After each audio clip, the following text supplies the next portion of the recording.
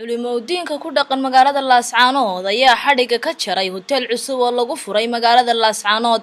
Hotelkan oo loogu magac daray Al Nuur ayaa waxa uu leeyahay adeegyada kala duwan ee hoteelada, waxaana xadhiga ka jaray maanta culimada waaweyn ee gobolka Sool oo uu kamid yahay Sheekh Aadan Weli Xuseen iyo culimo kale. Waxa farxad noo ah in la furay maanta xadhiga laga jarayo lagana furay magaalada Laascaanood caasimada gobolka Sool hotel la magac baxay hotel Nuur hotel kaasi oo hotel hurda ah ku yaala agagaarka masjidul huda oo dabaq ah marka insha Allah taala ilaahay subhanahu wa taala waxaan leenahay ha barakeeyo Allah subhanahu wa taala ha ka dhigo hotelkii dadka u soo kordhiya faa'iido isagana faa'iido laga helo insha Allah taala iftitaaxa ama furitaanka hotel Nuur oo ku soo biiray hoteelada magaalada Laascaanood centerka magaalada maantana xadhiga laga jarayo sidaad aragtaan marka aad iyo aad baan soo dhaweynaynaa wala tafadal sheekh bismillah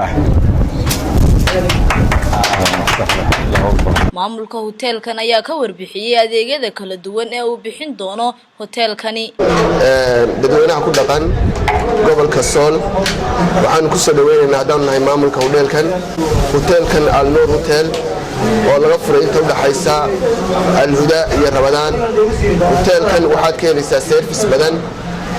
oo ku raali geliya hadaa tahay customerka marka waan ku soo dhaweynaynaa hotel Al Nuur hotel kaasoo magaalada Laascaanood laga furay gaar ahaan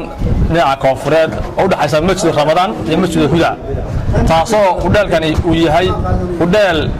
casri ah oo hadii xugmaayo hoteelada magaalada ka duwan oo kaga duwan xagga chiefka iyo internetkii oo free ah marka ka tagayn cafeteria shaqaale loo carbiyay inay customerka qanciyaan waxa weeye oo kale meesha kugu diyaara restaurantigi oo xagga hoose ku diyaara iyo adeegyo fara badan oo waxa weeye ay hotelku leeyahay oo mool iyo suuq laga adeegto oo ku yaala xagga hoose oo qofkii raba inuu xagga hoose ka soo adeegto oo yaani degan hotelka isna helayo